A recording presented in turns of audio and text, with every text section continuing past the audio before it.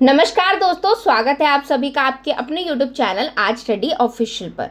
तो दोस्तों, आज हम बात करेंगे महाराष्ट्र की राजनीति की, जहां महायुति गठबंधन ने धमाकेदार जीत दर्ज की है।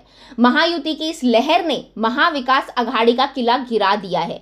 अब सवाल ये उठता है कि महाराष्ट्र का अगला मुख्यमंत्री कौन बनेगा। क्या एकनाथ शिंदे, जिन्होंने उद्धव ठाकरे से अलग होकर अपनी पार्टी बनाई थी, इस बार भी मुख्यमंत्री बनेंगे, या फिर बीजेपी अपने देवेंद्र को इस बार मौका देगी? और क्या बीजेपी किसी नए चेहरे को मुख्यमंत्री बनाने की तैयारी कर रही है? तो आज अपनी इस वीडियो में हम इन्हीं सभी सवालों के जवाब ढूंढेंगे। साथ ही दोस्तों समझेंगे कि महाराष्ट्र की राजनीति में ये चुनाव क्यों खास थे, महायुति की जीत कैसे हुई और बीजेपी के आगे की रणनीति क्या हो सकती है। तो चलिए दोस्तों, अब बात करते हैं इस सियासी खेल की। तो दोस्तों, जैसा कि आप सब जानते हैं कि महाराष्ट्र विधानसभा की 248 सीटों में से 220 से ज्यादा सीटों पर महायुति गठबंधन ने बढ़त हासिल की है। ये जीत बताती है कि जनता ने महाविकास अघाड़ी पर भरोसा खो दिया है। महायुति दोस्तों, जिसमें बीजेपी, एकनाथ शिंदे की शिवसेना और बाकी अन्य दल शामिल हैं, इन्होंने चुनावी मैदान में जनता को अपने नारों और वादों से आकर्षित किया। और दूसरी तरफ महाविकास अघाड़ी के अंदरूनी मतभेद और कमजोर रणनीति भी इस हार की बहुत बड़ी वजह बनी।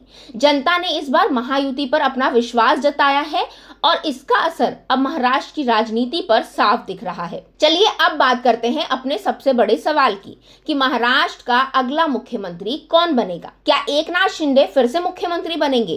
तो दोस्तों, एकनाथ शिंदे ने उद्धव ठाकरे से अलग होकर अपनी पार्टी बनाई और पिछली बार बीजेपी के समर्थन से मुख्यमंत्री बने। लेकिन इस बार बीजेपी ने इतनी बड़ी जीत हासिल की है कि उसे शिंदे पर निर्भर रहने की जरूरत नहीं है। अब दोस्तों, बीजेपी इस बार शिंदे को मुख्यमंत्री पद से हटाकर किसी और को ये जिम्मेदारी दे सकती है। अगर बात करें देवेंद्र की दोस्तों, तो देवेंद्र, जो पहले भी महाराष्ट्र के मुख्यमंत्री रह चुके हैं, इस पद के लिए सबसे बड़े दावेदार माने जा रहे हैं। उनका अनुभव और जनता में उनकी अच्छी छवि उन्हें इस भूमिका के लिए उपयुक्त बनाती है। अब दोस्तों, एकनाथ शिंदे और देवेंद्र के अलावा एक और संभावना यह है कि बीजेपी इस बार किसी नए और युवा नेता को मुख्यमंत्री पद के लिए चुने। इससे पार्टी को नई दिशा और ऊर्जा मिल सकती है। अब दोस्तों, अगर बात करें बीजेपी की रणनीति की, तो बीजेपी की राजनीति हमेशा से डबल इंजन सरकार के मॉडल पर चलती है। इसका मतलब होता है केंद्र और राज्य दोनों में बीजेपी का शासन हो, ताकि विकास कार्यों में कोई रुकावट ना आए।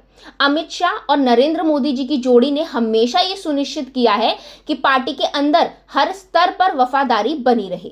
अब यही वजह है कि बीजेपी ने कई राज्यों में अपने पुराने और अनुभवी नेताओं को किनारा कर दिया है। मध्य प्रदेश में शिवराज सिंह चौहान, राजस्थान में वसुंधरा राजे और अब महाराष्ट्र में भी ऐसा हो सकता है। अब यहाँ सवाल ये उठता है दोस्तों कि अगर एकनाथ शिंदे मुख्यमंत्री नहीं बनते तो उनका भविष्य क्या होगा। तो दोस्तों, शिंदे की पार्टी पूरी तरह से बीजेपी पर निर्भर है। अगर बीजेपी उन्हें किनारा कर देती है तो उनके पास बहुत सीमित विकल्प बचेंगे। हालांकि अगर शिंदे बीजेपी के साथ रहकर उप मुख्यमंत्री या कोई अन्य पद स्वीकार करते हैं तो उनके लिए ये बेहतर स्थिति हो सकती है। अब मेरे हिसाब से दोस्तों, बीजेपी को देवेंद्र को मुख्यमंत्री बनाना चाहिए। उनका अनुभव और नेतृत्व क्षमता महाराष्ट्र की राजनीति को स्थिरता दे सकता है। और अगर बीजेपी किसी नए चेहरे को लाती है तो ये पार्टी के लिए एक नया कदम होगा। लेकिन इस फैसले को जनता तक सही तरीके से पहुंचाना बहुत जरूरी है। और जहां तक एकनाथ शिंदे की बात है, उन्हें स्थिति को समझते हुए बीजेपी के साथ बने रहना चाहिए। अलग राह चुनना उनके लिए मुश्किलें खड़ी कर सकता है। तो दोस्तों, आपको क्या लगता है, क्या देवेंद्र मुख्यमंत्री बनने चाहिए या बीजेपी को कोई नया चेहरा लाना चाहिए? कमेंट करके हमें जरूर बताएं। और अगर आपको ये वीडियो पसंद आया हो तो इसे लाइक करें, शेयर करें और साथ ही दोस्तों, हमारे चैनल आज स्टडी ऑफिशियल को सब्सक्राइब करना ना भूलें। अब मिलेंगे अगले वीडियो में, तब तक के लिए थैंक यू।